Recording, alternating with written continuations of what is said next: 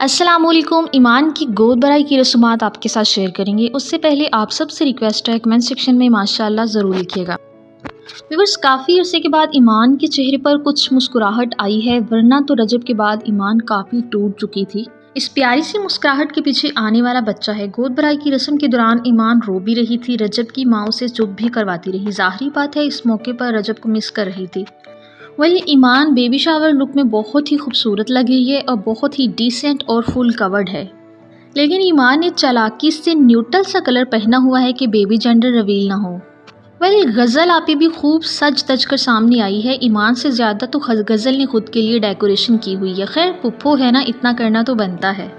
दूसरी तरफ रजब भी काफ़ी परेशान है। खैर आप सबको ईमान की लुक कैसी लगी कमेंट सेक्शन में लाजमी बताइएगा, और कौन कौन ईमान भाभी को रोता देकर सैड हो गया कमेंट्स में लाजमी बताइएगा। मिलते हैं किसी और ऐसी ही इंफॉर्मेटिव और मज़ेदार सी वीडियो के साथ, तब तक के लिए बाय बाय।